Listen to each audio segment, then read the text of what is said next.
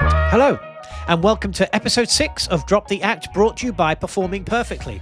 Now, if you are a CEO of a small company and are looking to scale up your business, then this is the episode for you. Keep listening, as Claire Colvin can help you do just that. Welcome back. Now, if you are a small business looking to grow, then articulating your vision is key. And Performing Perfectly are delighted to have partnered with Simple Scaling to help hundreds of CEOs do exactly that. Articulate their vision with purpose and clarity and help the business grow from strength to strength.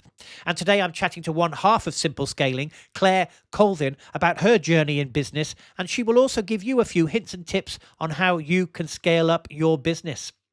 As always, the quality of our guests depends on you, the listeners. So please, whichever platform you're on, like, subscribe, and rate. Right, it's time to see if Claire Colvin can drop the act. Claire, I'm about to give you a lovely introduction. Here we go. Claire Colvin is a seasoned business leader and co-author of the highly regarded book Simple Scaling, co-written with Brendan McGurgan. With over 2 decades of experience, Claire has played an instrumental role in helping more than 70 small to medium-sized enterprises scale their operations with purpose and efficiency. Her expertise spans leadership development, operational efficiency, and fostering agile company cultures that can thrive during rapid growth. As a woman in leadership, Claire brings a unique perspective to the business world, emphasizing the importance of balancing empathy with strategic decision-making. She is passionate about empowering other women in leadership roles, guiding them to overcome challenges and step confidently into positions of influence. Through her work, Claire has established herself as a trusted advisor for businesses looking to scale successfully while maintaining a strong organizational culture. Claire, does that sound about right? That sounds amazing. I'd love to meet that girl. What Often an intro. It's often the way, isn't it? We don't take a step back and have a look at what we've achieved and celebrate that. We just keep getting on that treadmill and keep going. It's great to have you here, Claire, and I'm thrilled you said yes and agreed. And I suppose what's really interesting for me is, although we know each other through the relationship between Simple Scaling and Performing Perfectly, I don't really know that much about your past and about your business and what got you to this point. So I wonder whether you could just start off with telling me a little bit about your journey into the world of helping SMEs scale. Absolutely. Oh, firstly, thanks for having me on. You lured me in by telling me we were going to have a lovely conversation, and 1 hour with Chris Key with a lovely conversation is hard to turn down. Well, that's very kind of you to say. It's I reel you in, and now the doors are locked and you can't escape. So I can't get out. Oh, goodness me. Okay. So a quick snapshot, Chris. I'll take you back to where it all began for me. And I guess that it all started off in the world of hospitality. For me, I can recall going into a very well-known hotel in Belfast, the Europa Hotel. It's actually well-known because it's probably the most bombed hotel in Europe. And I walked in one Christmas. I'd run out of cash. I was in probably my early 20s, and I went in for a bit of bar work, and 3 interviews later I came out with an HR role, not really knowing what HR really did. But I thought, sure, let's give it a go. So I then have really spent the last, I'd say 25, 30 years just steeped in the world of people. I'm always a little bit hesitant to say this, but I love people, but I'm equally fascinated by people. So I spent the first 4 years in hospitality. I then decided to take a move into the world of technology. So I was there for the next 15 years, and I always kind of describe that period of time as 2 halves. So the first half of that was we were growing organically. So it was very much focused around recruitment, building the team. And then the second half, we were acquired by a big corporate that was headquartered down in London. And my role changed overnight because, again, with a big focus on the people, the part of the business that I was supporting, they were doing it through acquisition. So all of these little bolt-ons were coming onto the business, and my role very much became about integrating those teams and a lot of restructuring, a lot of resetting of how we operated so that we could simply become one unit. So yeah, I think maybe after a further 7 years of that, I decided that the big corporate world wasn't for me after all. So I had a passion for the SMEs. So I took a change after, that was about 2015, 2016, into the world of engineering. That's where I met my current business partner. And I joined a company probably about 50 miles away from me that were global. We had 8 teams located all around the world. We had revenues almost of 100 million. So it was a big company, and delighted to say there, I joined the board. I was there for 4 years. It was a wonderful time. I was given a big blank sheet of paper and said, tell us what we need to do to continue to scale this business through our people. And it probably wasn't, Chris, until the end of 2019 where one of the traps, I guess, we can all fall into is we do what we do. You do what you do through performing perfectly and in your role.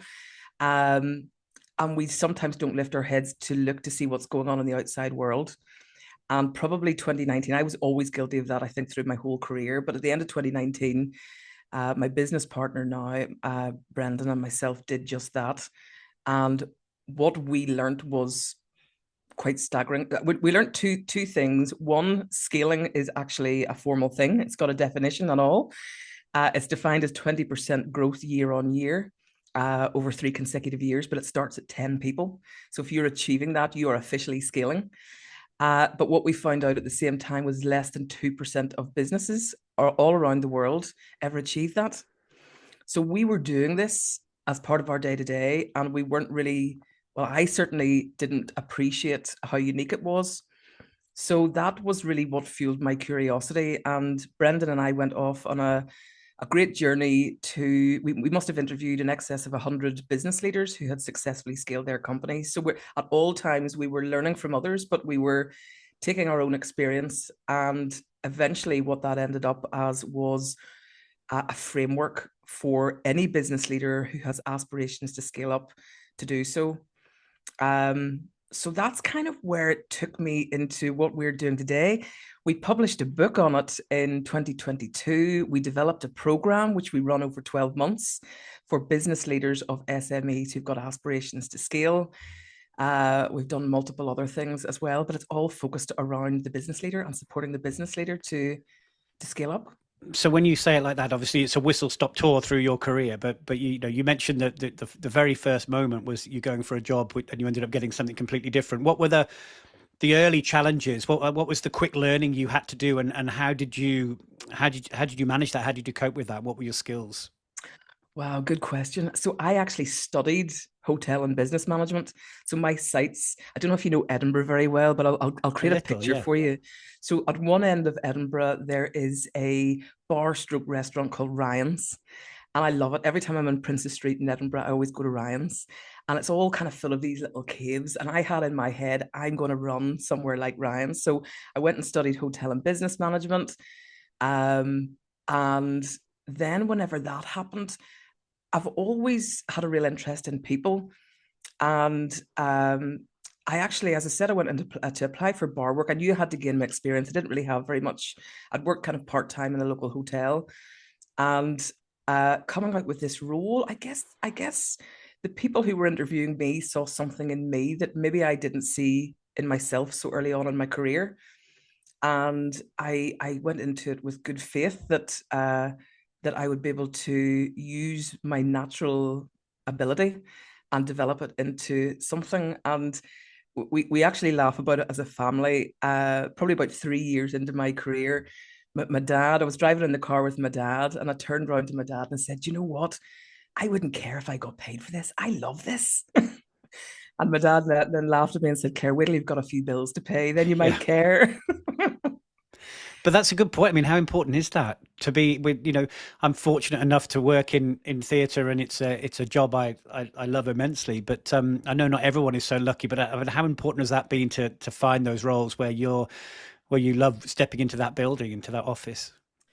Well, the truth is, we all go through school or some sort of an educational route, and we all get some sort of career advice. And we've all got our opinion on how good the career advice was. And I probably spent decades thinking mine wasn't great, because mine was, do you have a part-time job, Claire? Yes, I do. It's in a hotel. Do you enjoy it? Yes, I do. Well, go and pursue it, go and study it, go Mm. and build a career out of it.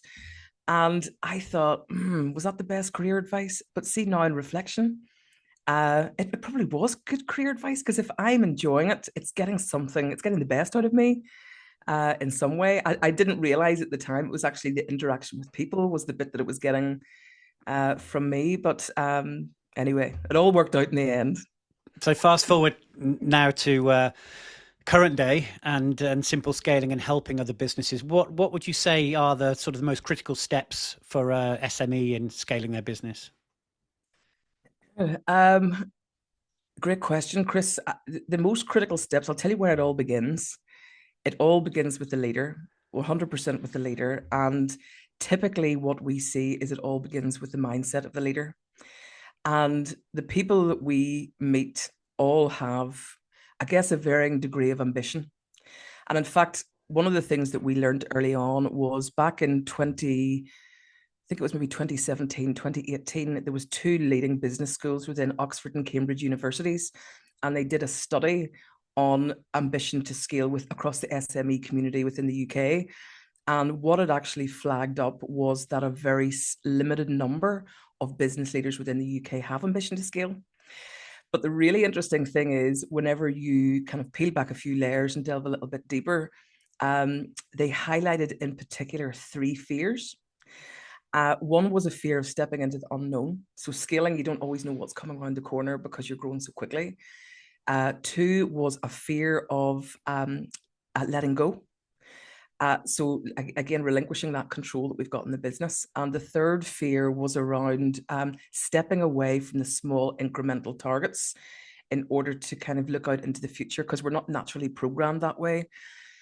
So the fears go way beyond that. You know, we've all got fears. We've all got fears of stepping out of our comfort zone, of being judged, of failure. And actually something that I've learned even more recently is that we sometimes have a fear of success, and how if we become successful, this is a whole fascinating topic in itself, but if we Yeah. become successful, how we fear, I guess, kind of not belonging, you know, Mm-hmm. with our circle that we have built all of our connections with. So this fear exists within all of us, but what it was actually coming through as in that study was a lack of ambition. So I guess we spend a lot of time, you know, psyche is the first principle of our framework, in recognition of that, because we've got to get our mindset right to go and seek out those opportunities for exponential growth. But we've got to want to do it in the first place. And we've got to understand, I guess, what some of those self-limiting beliefs are, and recognize them for what they are, but also put in place the right habits that are going to help us to push beyond those to achieve what we really want. Because they have a tendency to stop us in our tracks and stop us from achieving what we want. Yeah, just picking up on the fear of letting go there. I mean, do you think that's letting go of control? It's allowing other people in, or being fearing losing control if something grows too big? I think when it's smaller, you feel like you've got eyes on everything. Is there something in that? I would probably say both. Um, you know, we learned some, I was going to say horror stories, but one that really sticks in my mind was, and this was driven through fear, but a business leader that we met very early on our journey, was encouraged. He got a new chairman into the company. He was encouraged to go and chase these big multi-million-pound contracts. He got excited about that. He went off in pursuit of those contracts, and he took his hands off the business whenever the business wasn't ready. And he very quickly didn't win the contracts, and he very quickly, and the business was damaged as a result of that. So he very quickly had to get back in and repair the damage that was done. So there can be certain things leading to a fear of letting go or taking your hands off. And certainly it's one of the things that I track throughout our participants journey in our program, because it's simple little things like making sure that your diary's not cluttered with meetings that you don't need to be in, or making sure that everybody is accountable for work, and very clearly accountable for work. So there's so many different elements. In answer to your question, there's so many different elements that attribute to that whole fear of letting go. And it's certainly something we see as we go through the 12 months. and it takes sometimes 12 months, is for those business leaders to start to relinquish those little bits of control because they've got the right systems in place that allow them to get to a place where they feel comfortable doing so. And I suppose the right people in place, just trusting those your teams, the people around you, the people below you, knowing you can leave things in their hands. Absolutely. Excuse me, we talk a lot about systems, and people sometimes naturally go to the world of technology and automation whenever we talk about systems. Mm-hmm. And that's really not what I mean. It's systems of work. It's the systems that are going to whir away behind you as a business leader seamlessly, regardless of who's present, that will continue, so that will enable your business to continue to produce the work to the same quality. So there's a fantastic story. I'll share it with you. It's my favorite. There's a Canadian entrepreneur called Cameron Herold, and he's the author of a book that we actually use in our program called Vivid Vision. It's the book that we take people through before they get to meet you, Chris. And he tells a story of the CEO of Starbucks, a man called Howard Schultz. And he was traveling in a taxi with his COO, a guy called Greg Johnson. And Howard Schultz looked up at one of the Starbucks signs. They were going through Chicago. He looked up at one of the Starbucks signs and the B wasn't lit. And Howard Schultz turned to Greg Johnson and said, "That B's not lit. What are you going to do about it?" And typically we'd be diving onto the B to make sure that everything is working. But Greg Johnson bravely said, "That is not a leadership question that I'm prepared to invest my time in. The question that I'm prepared to invest my time in is, what system do we need to put in place that ensures every letter of the Starbucks sign is consistently lit across all 14,000 of our outlets?" And that is systems thinking. I think that's a beautiful example, but it shows us the level that we need to be thinking about to ensure that we're building those big foundational, fundamental systems in our business, which gives us then the confidence to take our hands off. That's great. You've mentioned leaders and leadership a few times, so I'll sort of delve into that with quite a broad question. But what I suppose first part of it is what preparation do leaders have to do to be able, ready, in a position to start scaling their business? And then the second part, I suppose, is you must have seen so many leaders now across the years, and what qualities do you see which you find most effective? What do they need the most to be able to lead successfully? Okay, I'll tackle the first bit of that. Was what can leaders do to prepare themselves for walking into that? Well, I guess it all starts with the leader themselves. And one of the things that we would encourage people to do is find out where your energy sources are. And that could be something as simple as in the morning, sitting down at your desk and saying, "How am I feeling today?" And you might have had a rough morning where, you're trying to get out of the house. Many of us do. You're bundling the kids up. Somebody's forgotten their lunch. It's chaos. Or they're missed the bus or whatever it might happen. And that can then impact our energy for the rest of the morning. So tuning into those bits maybe intermittently throughout the day to understand where your energy sources are, and thinking about what you can do to increase those. So if you've had that chaotic morning, can you get up 30 minutes earlier to add that little bit of time in so that you're better prepared, so you're walking down with a nice calm frame of mind, and ready to think and maybe ready to make some critical decisions. So energy sources, and that kind of feeds into that. There's an exercise that we will run people through to help them to understand their own habits, and it starts with physical. So in terms of your sleep pattern, are you getting enough sleep? What are you putting into your body? Are you taking enough time to disconnect from the world and giving equal priority to rest as you are to investing your time into your business? Things around our mental focus, how are we setting our priorities? How are we carefully prioritizing our work and actually completing things throughout the day? Our emotional capability. There's four of these pillars. One's physical, mental, emotional, and purposeful. So that's your whether you're purposefully aligned. But the emotional one really is in terms of conversations we're having and engaging with people. How present are we? How do we react to situations that sometimes might cause us to fly off the handle, and how are we staying calm? And then again, something to think about is, how are we purposefully aligned?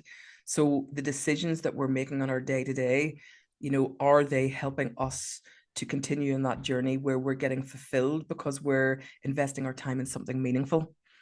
So those are probably four things that I would encourage every leader to think about. Physically, are you living your life from a physical point of view that you're maximizing your energy levels? Because we are all required to bring our energy to our teams every day. Mentally, are you getting the space and time and the right clarity of mind to focus on your priorities? And what are your priorities even to begin with? Emotionally, are you providing that psychological safety to your team in a room? So sometimes, again, we work with leaders and they can fly off the handle very quickly, and then all of a sudden the people around them just shut down. And again, for our own fulfillment, even things going on outside work, are we doing stuff that really is making us feel that we're fulfilled and accomplished at the end of every day? Because that's a great energy source in itself. So hopefully that answers the first part of the question. And it leads quite nicely into the second bit, because I think sometimes whenever we understand ourselves better, we can lead from a place of authenticity. And I personally, I don't care if a leader makes a mistake. I don't care if a leader stands up and says, I don't know the answer to that. What I care about is a leader, who inspires me and who will make me want to follow them is a leader who speaks from the heart, is a leader who, whenever it's chaos, that the leader's, leading the business, but at times rolling their sleeves up and getting down into the trenches and helping out. It's a leader who is part of the team. And that authenticity for me will always be number one, Chris. And again, a little story I can share. I worked with an interim managing director at one point, and we had a fairly challenging, I say fairly challenging, it was probably the most challenging thing I've ever had to do. And I was doing it along with this gentleman who I didn't really know very well. But because of the task that we had to spend a lot of time together. And so we sat in this office, and this gentleman was a little bit older, and he used to tell me these stories, really endearing stories of, how he had a little grandson or granddaughter, and they used to pull on his earlobes, and it was very human. And over time, I grew to really like this gentleman. But what I was very aware of is there was 200 people that sat outside that office that didn't know him at all. So that's where I was at the beginning. So I said to him, there was a day where he was standing up on the stage and he was sharing, the future direction of the company with 200 people. And I said, do me a wee favor. I said, tell some of those stories. Let people learn a little bit about you. But how that translated was he stood up on the stage and started telling 200 people about all of his achievements. And it backfired. It didn't work. It was the wrong tone. It was so we all want to follow someone who leads from the heart and is human and has got buckets of integrity. But to do that, people need to get to know us, and we need to get to know ourselves. So leaders, I think the most effective leadership trait I've ever seen is authentic leadership. It's absolutely number one, time and time again. And do you think people often struggle to be their authentic self in leadership? Because I suppose it's something with Performing Perfectly, when we talk about communication skills, and you've just touched on so many things that I'd like to pick up on, and we'll get to communication shortly, but that idea of, well, we always talk about the role you're playing, the role you need to step into that day, and how you need to be to get the results that you require. And people often say, well, then I'm not being authentic. And we always say, no, you must be authentic. But there's different versions of yourself that you use throughout the day or in different situations. Do you find that there's a lot of people who are so focused on being the leader that actually they play a role that takes away their authenticity? Oh my goodness. Yes, is the answer to that. I suppose it's taken me down the road of what I see. I've always, in all of my career, I always worked on a one-on-one relationship with an MD or a CEO, and always was very blessed because I always had a great relationship with them. And whenever we started Simple Scaling, so the company we run now, we started in January 2020. And that was my first experience of working with a group of CEOs together.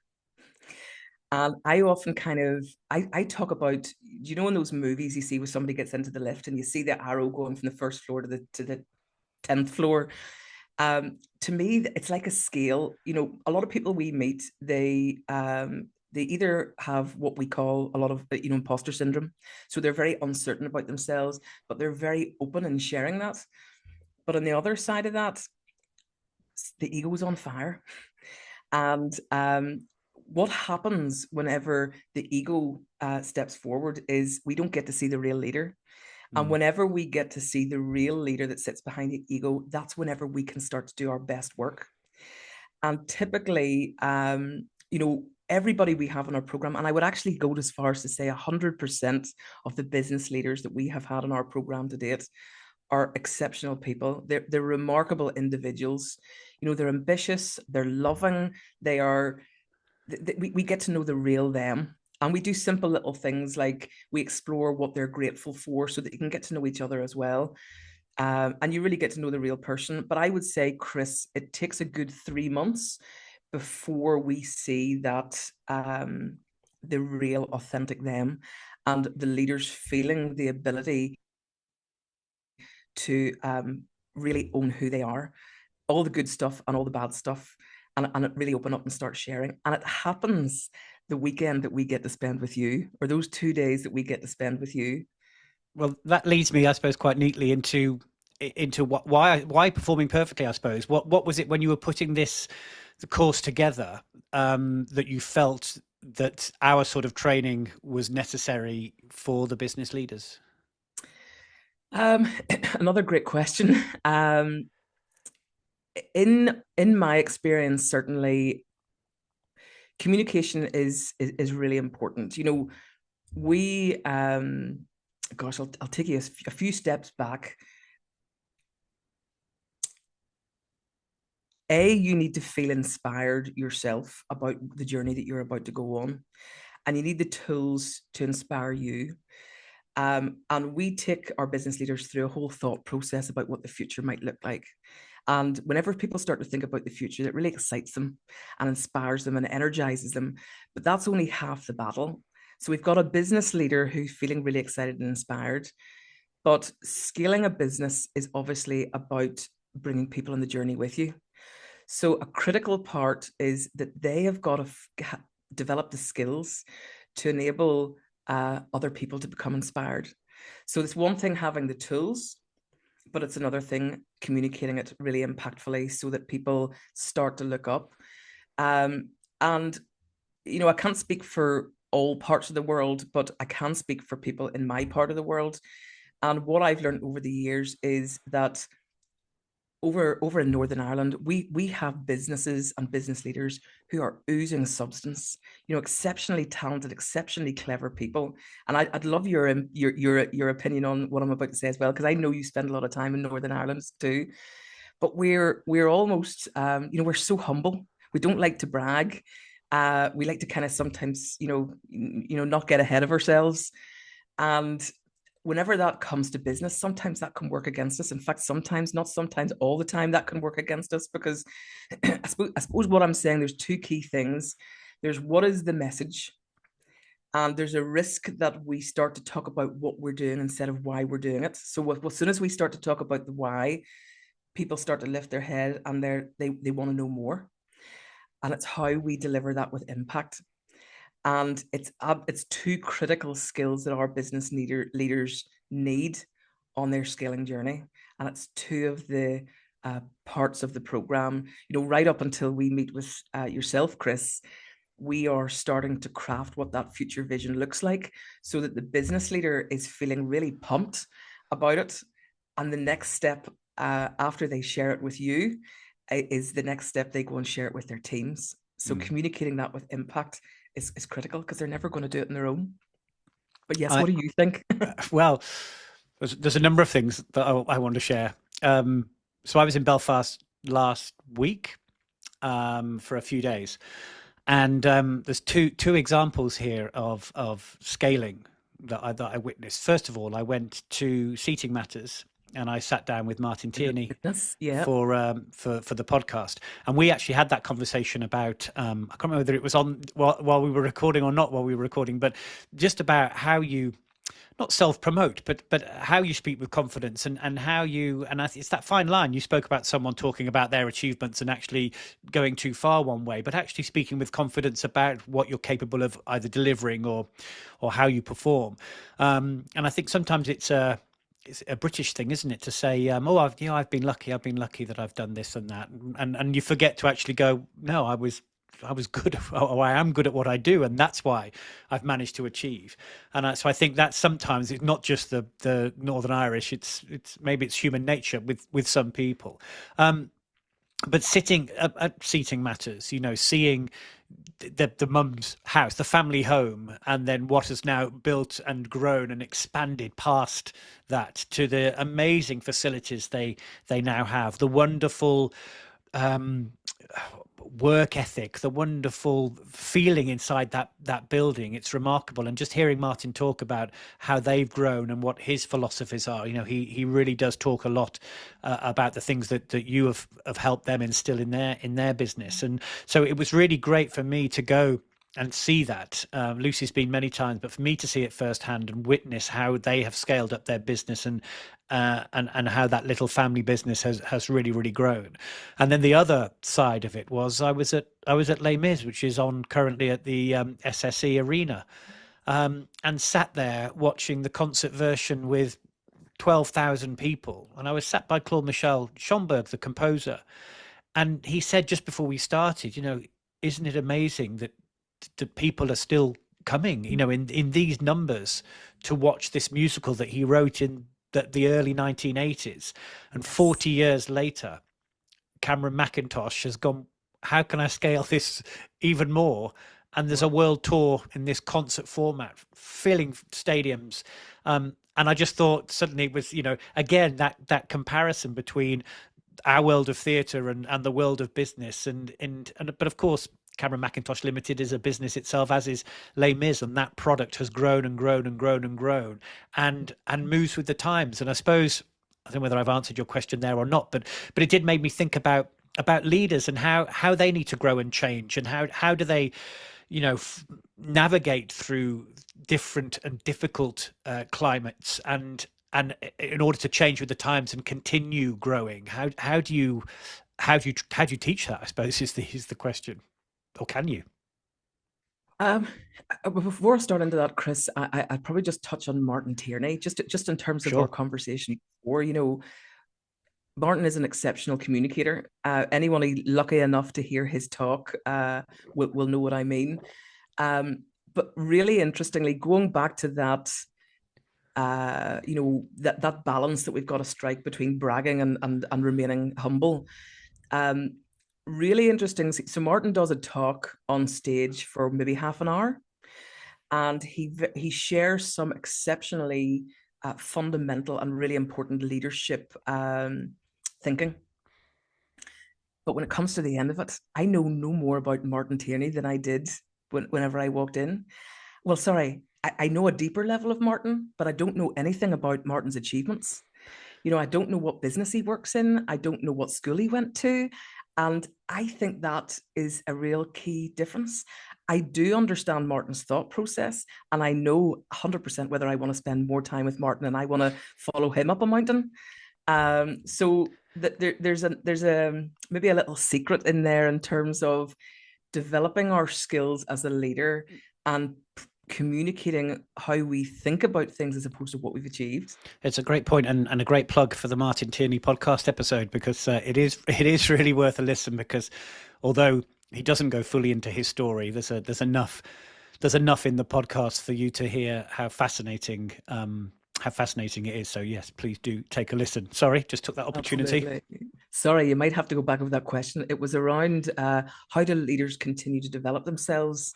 Yeah, well, we sorry, I apologise because we're jumping around because it's just throwing up so many thoughts. The only thing I wanted to add, I will come back to that, about Les Mis, is that it reminded me, you were speaking about passion and communicating your vision, and it reminds me of my job with Les Mis 40 years on, to go and stand in front of a company and make them enthuse about being in this production and want to be in it. Now, of course, the brand sells itself, but when you're standing there and asking someone to do something that maybe hundreds of people before them have done, it needs a delivery, it needs an intensity, it needs a passion that can make them go, I want to be part of this, and I have to be so aware that I'm giving off that energy that makes them want to love Les Mis, I suppose, as much as I do. So I wanted to jump on that, connecting to what you're saying. But my question then was, you know, how the show moves with the times and how Cameron has moved it with the times, and how do you look at business and business leaders and teach them how to navigate and grow, and as time moves on, how they don't get stuck in the past, I suppose. Uh, um, so interestingly, we were having a conversation this morning about just that very topic. And there's a couple of key parts to that. Um, the long-term vision of a company is absolutely critical.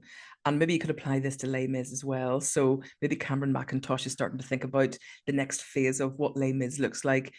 And 10 years out is an awful long time to start to understand what the detail of your company looks like. And we don't encourage that because it's going to be too difficult to do. But what you can do is you can identify what we would term as a landing spot. So from a business point of view, if it's delivering locally, if it's maybe expanded to the UK and Ireland, do you want to go global? How many people are the size of the company that you want to grow to, the diversity of your customer base, the sectors that you're operating in, all of those things can be defined, and it helps people to understand the general direction in which we are heading. And then whenever we get 3 years out, we can afford to put a little bit more detail on the bones. And that whole process of determining where you want to go works so hard on your behalf as a business leader. And again, where I'm going with this, Chris, is it's developing the tools that are going to enable you to achieve that, but it's also going to allow you to slowly take your hands off. Because what we typically find, a lot of business leaders will come to us in the program because they've fallen out of love with their business, or they can't get the people, or they're drowning in the business. The business has just consumed them.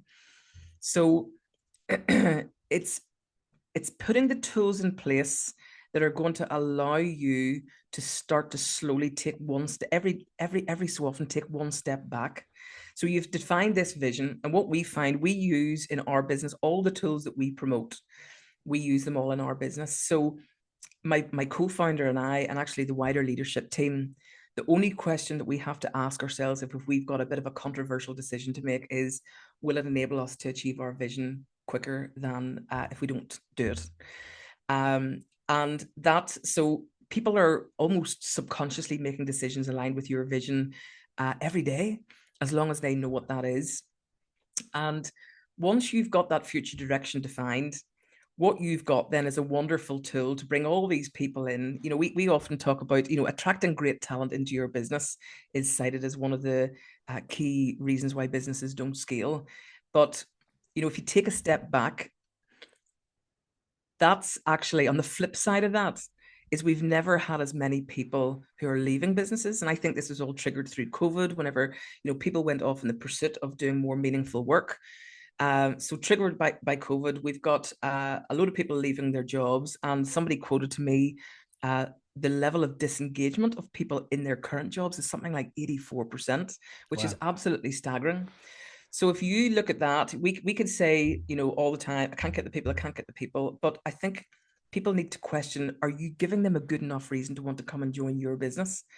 Because if they're not leaving their business, they're certainly potentially looking out for an opportunity to move. So again, that vision allows you, it gives you that tool to allow you to bring the people into your business. And once you start to build that team, you can then again generate more capacity for yourself. So long story, Chris, but where I'm trying to get to is all of those little stepping stones along the way are allowing you, are giving you the confidence to take a little bit of a step back, and create this capacity that you didn't have before. And once you've got that capacity, this is again very intentional, but the last phase of our framework on our program is around accelerate. So now that you've got all this free time, what are you going to do with it?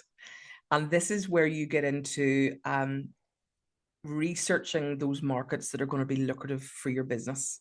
It's not about going to a dinner party and saying, I export to 100 countries. You could potentially export to two, but they could be incredibly lucrative markets for you and give you a lot less headaches.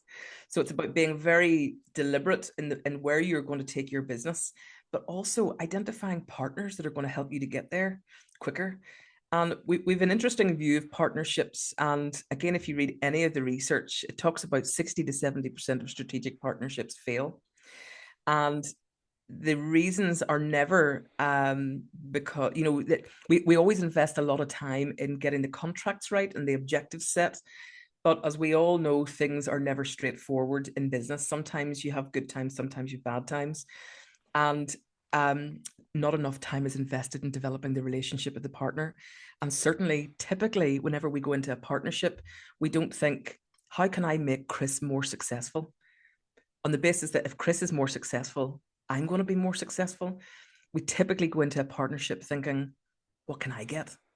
Yeah. So it's again, it's freeing up the capacity to do all these things, and you're constantly growing through all of that. But does that answer the question? No, it does. It does completely.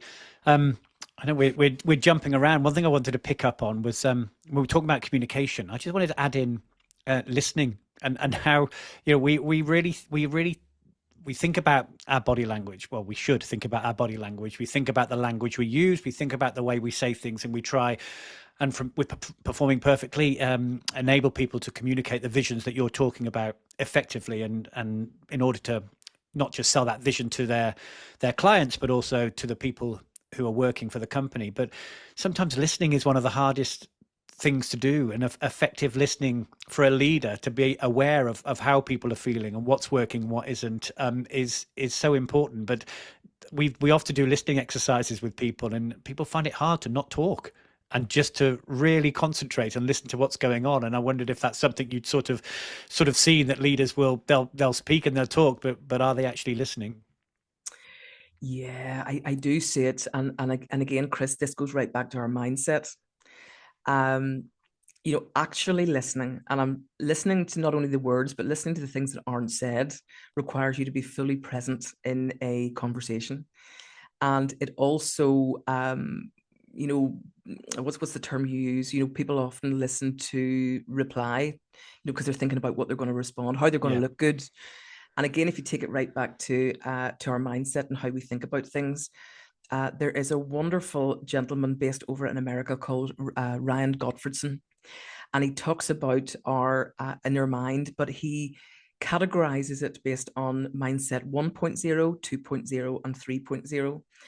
And he actually brings it back to probably our journey through school. Whenever we're learning things, we're always striving to be, the best we can be in school as an individual. We're striving to be top of the class, to stand out. And the leaders that stay in that particular category are the ones that are always still trying to be the stars. But actually, the leaders that can progress to 3.0, and it's actually only something like 8% of executives ever actually achieve a mindset 3.0, are the ones that can do just as you described there, the ones that can stop talking, the ones that sit at the back, the ones in a meeting wait to the very end before they speak, and the ones that ask the right questions to get the right things out of their people. They're the leaders that we all should aspire to be, because that's the best type of leadership out there. And asking that question that moves the conversation forwards, I suppose, as well. Yeah, because we learn more through a question than being told something. Mm-hmm. And quite often we learn through our own thought process to get to our answer than just by somebody handing us the information. So I think it's, great listening. Sorry, as somebody once put it, actually listening, not actively listening, but actually listening. Yeah, so is very true. A real skill. Yeah. There's in global leadership, there's obviously visibly a lack of women, and I suppose in business as well. You'll know far more than me.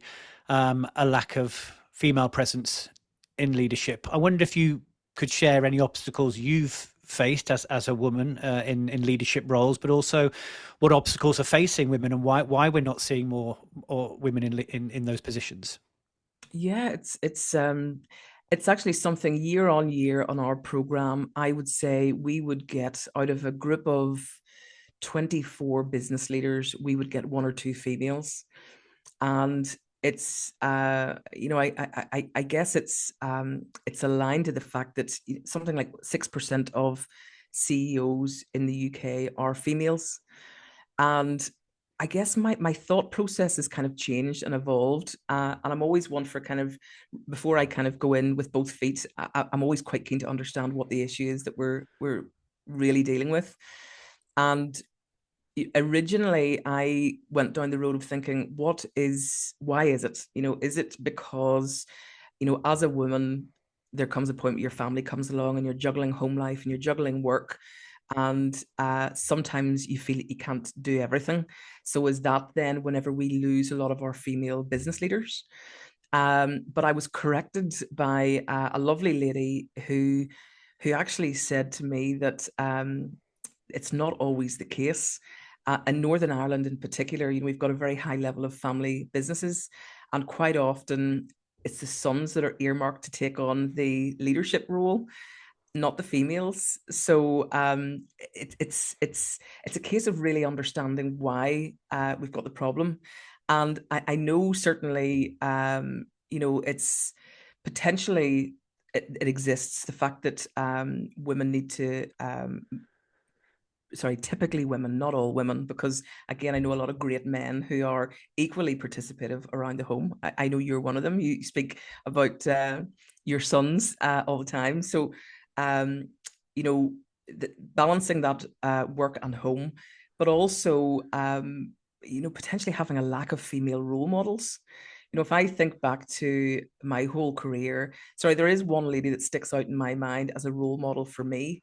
Um, and there's other reasons, Chris, such as maybe female entrepreneurs. There's not a lot of investment goes into female-led businesses, despite all the statistics that actually prove that female-led businesses have a significant return. But I think from my point of view, I've always had great male role models as much as I have female role models. And I guess I've never I've never gone down the road of pressing one agenda, the gender agenda, because of that. And I've always, what's most important to me is inclusion. So having an inclusive agenda. And what we find whenever we've got females on our program is there's a really lovely, healthy mix. The conversations are really balanced and are very healthy. So I would love to bring females and males together and actually everyone to learn from each other, because there is a difference sometimes in how we think about things, just in the same way that there's a difference with the older generations and the younger generations coming through, and actually to have that broad perspective is a really healthy thing to do. So not sure whether I answered the question there. No, you did. Do you think there's sometimes a hesitance from or a fear even from women to step into those roles? And sort of what advice would you give to anyone who was sort of on the fence of whether they should take that jump? I spoke at an event in June of this year in Belfast. It was run by Women in Business, and the subject was around being bold whenever you're scaling. And I honestly didn't know whether I was going to walk into a room full of 2 people or 100 people. And I was overwhelmed because the room was packed. And I walked away. The number of conversations I had that day was all women. And a number of conversations I had that day really inspired me around the real strong desire from women to want to scale. And a lot of them came to me at the end and said, I'm not there yet. I'll be back to speak to you in a couple of years. So there is an absolute desire to do it. I think, again, not singling out any particular gender, but self-doubt is a companion with all of us as we go, both males and females. Just some people are a little bit more confident to admit that it's there. Somebody gave me a lovely quote once, and it said, if we do it, if we take action or step forward and it works out, then we know that we can do more than we think. And if we step forward and it doesn't work out, then we know that we can handle more than we think. So that's the bit of advice that I would give to women. Don't let the fear stop you. We've all got it. I'm 50 next year. the biggest thing I kick myself about is the fact that I'm nearly 50 and I've only learned that we're all riddled with self-doubt. Some people are just really much better at hiding it than others. So self-doubt is there with everybody, but don't I let it think so. stop you. No, no, and imposter syndrome as well. You mentioned it earlier. I mean, I'm not afraid to say that I've very early on in my career found myself in various situations where I've stood there thinking, "What am I doing here? What Yeah, this? I shouldn't be doing this." You know, I think we all have. yeah. And you know, someone gave me a stat the other day, Chris, you like to hear this. 84% of us suffer with imposter syndrome. Mm-hmm. 84%, much higher than I ever thought. But also, I've learned along the way that imposter syndrome is a characteristic of high performers because we're always trying to push ourselves forward. That's good to know. Make me feel Yeah. better, you see, Claire, when I speak to you. Yes. I had a message on LinkedIn, and I can't remember who it was from, so apologies to that person. But it was someone who was on the Scalex course, and they'd gone to see Les Mis at Belfast, and so had sent a message saying, loved it. It was great. And he said, I'm still singing. My wife tells me not to, but he said, and he also said, and the business is, we're not quite there, but we're in the right direction. Now you have your whole moonshot vision and that people are aspiring to and looking to where they want to be, which is which you've touched on already. It's a great way of then visualizing where they want to be and taking the business on that journey. There must be other companies that do this. What sets you apart, do you think, from other scaling companies? What is it about simple scaling? Probably a number of things. Just like myself, my business partner is steeped in the world of scaling. You know, we're not authors, we're not trainers, we're business leaders ourselves. You know, my background, as I said to you before, was always in building the teams to enable scaling. My business leader led the scaling of a company to achieve 100 million in revenue over a number of significant milestones. So we both feel that we've gone through the process. You know, we've got the scars. You know, we work really hard, Chris, to cut back all the noise. You know, we call our company Simple Scaling for a very good reason. And we went through years of this where we work really hard to try to get down into the crux of what really matters and what will make the biggest difference. And we're often challenged in the term simple. People say, well, scaling's not simple. Well, you know, scaling, it doesn't have to be as complicated as we make it, but scaling's not easy. But sometimes people mix simple and easy. We will always come every day with challenges, but what peace of mind we have knowing that our challenges and our focus and our effort and our attention is based on the things that are going to make the biggest bit of difference. So I guess that probably makes us different. We are business leaders, so we're speaking from experience. We have carefully choreographed a journey, and we believe that, you know, it starts with the psyche of the leader. You know, then we take people 10 years out, then we bring them back into the now, then we start to build the team, then we bring the team together, deconstruct the future, and start to bring it into the plan that will address the here and now. So you can see what I'm painting the picture of there. There's a very Mm-hmm. carefully designed journey to go on, which brings the leader to an end point where they feel confident to be their authentic selves, but confident to know that they've got what they now need, that toolkit to go off and lead the scaling of their business. So those are certainly the two things that stand out. Claire, we could talk all day, but we can't, We run out of unfortunately. time. Yeah, but I'd just love to ask, just to sort of to wrap up. You mentioned a role model earlier. You said a female role model. You didn't name her, and you don't have to at all. But I wondered if there was either one situation, maybe when you were out of your comfort zone, or one piece of advice that you had from someone through your working life that has sort of shaped how you lead, or even how you scale. Great question, Chris. I'll take both separately. Comfort zone first of all, because I recognize not stepping out of your comfort zone is something that can paralyze you. So I made a commitment to myself 10 years ago. So on my 40th birthday, I said I'm going to do something every year that I've never done before that scares me a little bit. And there's been a variety of things, from flip me whitewater rafting to trying a triathlon to standing up in a room full of 500 business leaders talking about scaling. So there's something every year that I'll do that kind of gives me that really uncomfortable feeling in my stomach, but coming to the far side of that is quite exhilarating. So that's what I would recommend everybody to do. And on the flip side, some of the best advice, this is not something that has this is quite this is not advice that has carried me through over the years. This is something that I probably learned a matter of months ago. And there's a little paragraph. I'd like to read it to you if I can. Yeah, go for it. How I live my life is, I see people in a certain way, and this paragraph explains to you how I see people. And I'll talk about that afterwards. This is the paragraph very quickly. The secret, darling, is to love everyone you meet. From the moment you meet them, give everyone the benefit of the doubt. Start from a position that they are lovely and that you will love them. Most people will respond to that and be lovely and love you back. And it becomes a self-fulfilling prophecy. And you can then achieve the most wonderful things. But get rid of any of the bastards that let you down.